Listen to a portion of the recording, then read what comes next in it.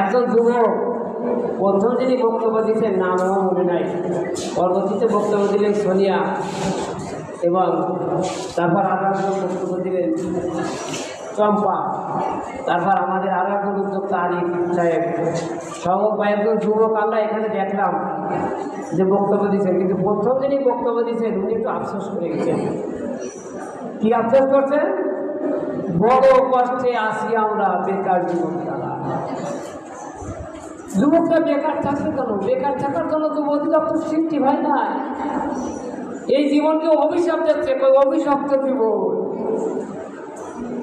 যুবকের জীবন সবচেয়ে বড় জীবন। আমি একটু উদাহরণ দিই। সৃষ্টিকর্তা যখন গাধাকে সৃষ্টি করলেন তখন বললো তোরে সৃষ্টি করে ছেড়ে দিলাম, তোর পরের জন্য খাটবি, তোর নিজের কিছু নাই, তোর বয়স 60 বছর বানাই দিলাম। হুজুর এই 60 বছর বয়স আমি বাঁচতে চাই না, পরের জন্য খাটতেই যদি হয় তো কমাই দেয়, অর্ধেক করে দিলাম তোর 30 করে। এরপরে সৃষ্টিকর্তা কুকুর সৃষ্টি করলেন। কুকুর সৃষ্টি করে বললেন যা তোর কাজ আছে পরের উচ্ছিষ্টগুলো খাবি, তোর জন্য খাবার রান্না হবে না, পরেরটা যা গড়িয়ে থাকবে তাই খাবি। তোর বয়স তোর আয়ু দিলাম 30 বছর। সৃষ্টিকর্তা আমাকে আবার বলে আমি এত বছর চাইলে আমল তাবল খাইয়ে আমার আয়ু 15 বছর দেবে, তাই দিলাম 15 বছর। এরপরে বানর সৃষ্টি করলেন। বানর সৃষ্টি করে বললেন যে তোর কাজ আছে এ গাছের চেয়ে ও গাছে লাফানো আর মানুষকে আনন্দ দিয়া, তোর 30 বছর দিলাম আয়ু। ভাই আমি এত বছর বাঁচতে চাই রে, সৃষ্টিকর্তা আমাকে 15 বছর দিন। এইবার মানুষ সৃষ্টি করে বললো কি যে তুই আছে সবাই রাজা, তোর মাথা থাকবে একেবারে তোর কন্ট্রোলে সব, তোর আয়ু দিলাম 30 বছর। কয় কি আল্লাহর কাছে কয়, সৃষ্টিকর্তার কাছে কয় একটা ছোট্ট জনম লইয়া জগতে আসিয়া মেটে না সাথ ভালোবাসিয়া। আছে না একটা গান আছে। তুই এত কম বয়সে, আমি 30 বছর হবে না, যেহেতু আমি লিডার, আমি নেতা, আমি এত আগে মরতে চাই না। তাহলে কি করা যাবে বল? ওই গিয়ে যত ফেরত আইব সব আমারে দিয়ে দেন, ওই গিয়ে ফেরত আইগুলো আমারে দিয়ে দেন। জৈবন্তে বেস্ট কাল সেটা বোঝানোর জন্য আমি এই গল্পটা বলছি। তাহলে 30 বছর কিন্তু মানুষের আয়ু, এই মানুষের আয়ু আছে জৈবনের আয়ু, যুবকের আয়ু 35 বছর বললাম না, 35 17 থেকে 35 যুবকের সংজ্ঞা। ধর্মীয় অনুসারে যদি আমরা বলি সেটা হচ্ছে অনেকে বলে 40, অনেকে বলে 25। তাইলে এই 30 বছর আছে মানুষের জীবন, পরের 30 বছর ফেরত দিল না গাধা। এবার হইলো বিয়ে করেছে জীবনের পরে। যুবকের পরে কি বিয়ে না? বিয়ে করার পরে গাধার মতন খাইতে যাচ্ছে ওই 30 বছর। পরে ফেরত দিলে কিনা কুত্তা কি কয়? এবার বৌমা চলে আসছে। বৌমা স্বামী স্ত্রী খাওয়ার পরে যাতে কুত্তার মতন অবশিষ্ট খাবার ওর মুখে তুলে দিয়েছে, এই কটা খাও বলি নাকি। এরপরে জীবন চলে আসে, নাতিপুতি চলে আসে। নাতিপুতি বানরের জীবন। বানর এ গাছে একবার, ও গাছে একবার, বুড়ো বুড়ি একটা মারা গেছে, একটা বাইসে আছে। একবার এই ছেলের দ্বারে আর একবার ওই ছেলের দ্বারে, বানরের মতো লাফালাফি, একবার এই গাছে একবার ওই গাছে। কি মেরেছে জীবন? তাহলে এই জীবনকে কেন অভিশপ্ত বলতো তোমরা? এখন জৈবন চার যুদ্ধে যাওয়ার সময় তাই জৈবনে আরাম করবা। আরামের বয়সে তো আরাম করতে পারবা না, জৈবনেই কাটতে হবে। যারা জান্নাতি হবে বলা হচ্ছে তারা সব যুবক হবে। ওগুলো তো কান্দে ও পেয়ে যাচ্ছে যে আমার মনে হয় জান্নাতে যাওয়া হবে না, because I am 60 years old. How it is possible to introduce myself into heaven? কিভাবে জান্নাতে যাবো? আমার বয়স তো 60 হয়ে গেল। এখন ওই বুড়ো বয়সে জান্নাতে গেলে তো লাভ নেই, তো খাতে পারবে না, সব করতে পারবে না। কি বয়স বানাবে? আল্লাহ বয়স সব 25 বছর বানাই দেবে। বয়স কত হবে? 25 বছর। আমার তো মাঝে মধ্যে মনে হয় যে 25 বছর যদি আবার ফিরে যাইতে পারতাম। কিন্তু অভিশপ্ত জীবন কেন বলছো? উত্তম জীবন ব্যবসা জীবন, মধ্যম জীবন চাষা, অধম জীবন চাকরি জীবন, বিদেশ যার বাসা। চাকরি হলো পরশ পতর, শুনতে তাকে মানা। জীবন অধিদপ্তর তো উদ্যোক্তা করার জন্য সৃষ্টি। এই জন্য উদ্যোক্তা, এত মানুষকে আমরা চাকরি দিতে পারবো না। মানুষ তো 18 কোটি, পোস্ট আছে 12 লাখ। কয় ভাগের এক ভাগ? কয় ভাগের এক ভাগ? পয়েন্ট 0.0.1 এরকম হবে। সরকারি চাকরি চিন্তা করি সব। চাকরি মানে তো চাকর। আমরা এই চাকরের জন্য ব্রিটিশরা শিখে গেছে, চাকরের জন্য আমরা লাইন দিচ্ছি। বাইরে লাইন দিয়ে চাকর দিচ্ছি। উদ্যোক্তা হয়ে যে কোটি কোটি টাকা ইনকাম করা যায়। আমাদের মতন অফিসার কিনতে পারে। আমাদের মঞ্চে বসে আছে আমাদের ওই যে মহিলা বিষয় কর্মকর্তা, তারও ভাই আছে, সে ফিয়ানি সম্পদ করে কোটি কোটি টাকার মালিক। সে নিজেই জানে না কত কোটি টাকা মালিক, শুধু ফিয়ানি সম্পদ করে। তো সুতরাং এই অভিশপ্ত জীবন, এটা শুনে আমার খুবই খারাপ লাগলো। আমরা কাজ করতে জানি না, আমরা কাজ করতে চাই না। এটাই আছে কয় গরিব কারা, অলস যারা। আপনি নিজেই তো অলস, কাজ করেন না, সারাদিন বসে থাকেন। আবার ছেলে মেয়েরা বলে কি হয়, গরু বছর গল্প পড়ালেখা করে বিয়ে পাস করেছি না, গরু বছর গল্প।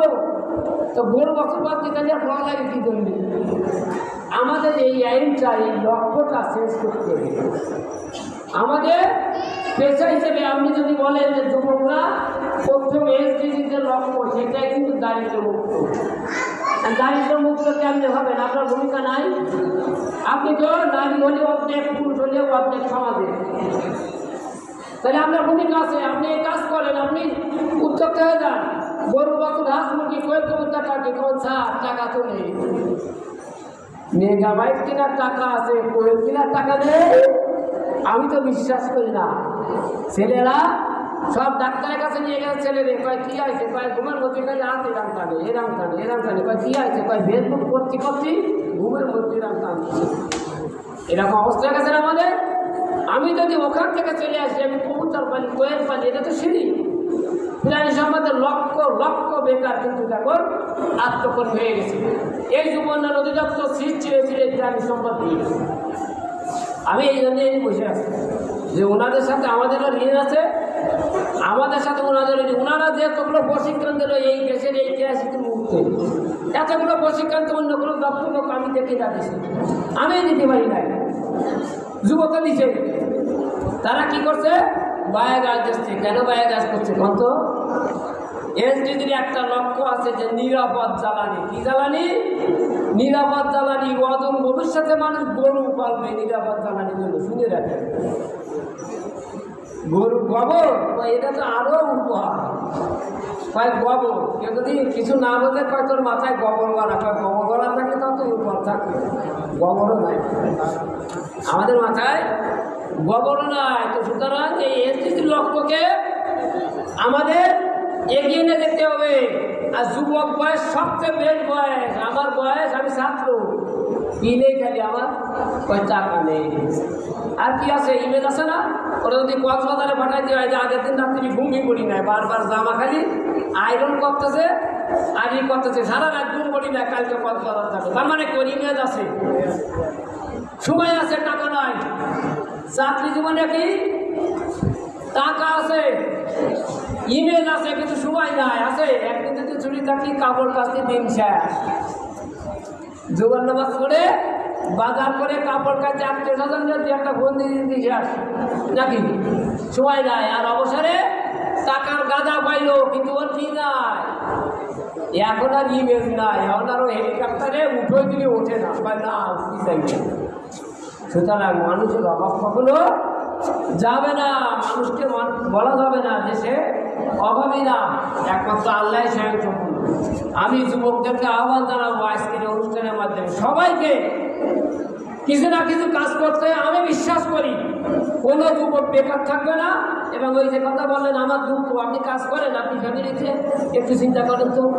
আমার তো মনে হয় না কাজ করেন। আমি পড়ালেখা করছি, স্কুলে গেছি, ফার্স্ট হয়েছি।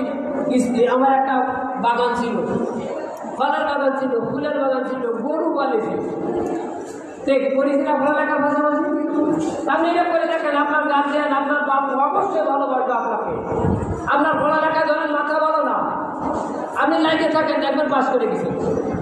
দুইটা জিনিস কখনো ভুলবেন না, একটা হচ্ছে পরিশ্রম আর একটা সৃষ্টিকর্তাকে সবসময় মনে করবেন, আল্লাহর নামে শুরু করবেন।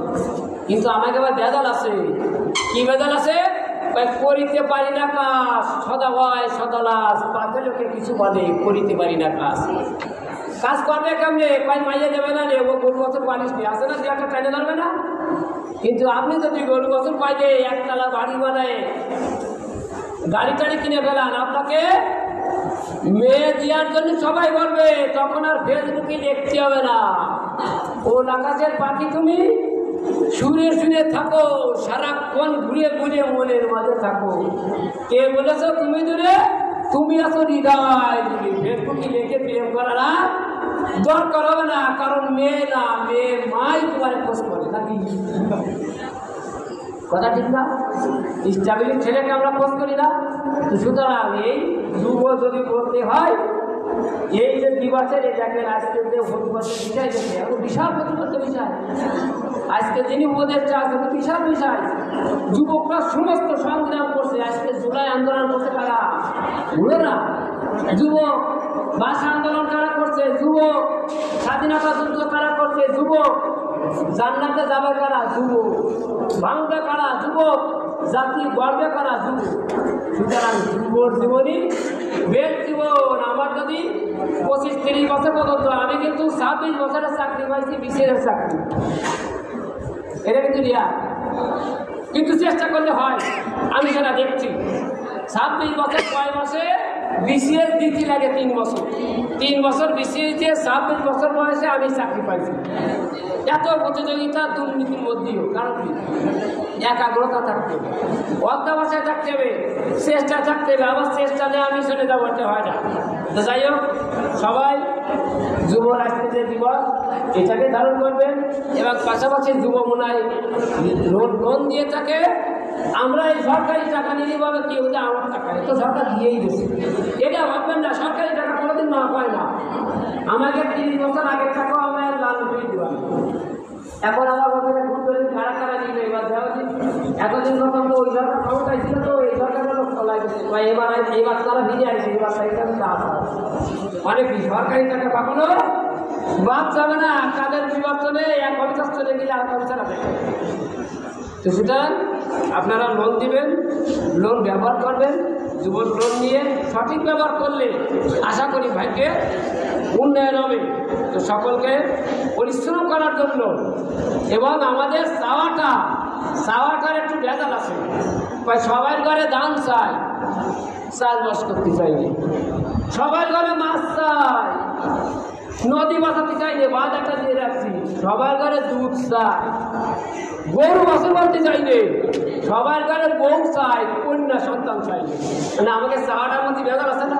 এই ভেজাল চাওয়া দূর করে আজকের যুব উন্নয়নের মন্ত্রে দীক্ষিত হয়ে আজকে যুব উন্নয়ন যুব দিবসের সফলতা কামনা করে আমি আমার সংক্ষিপ্ত বক্তব্য এখানেই শেষ করছি। ধন্যবাদ সবাই।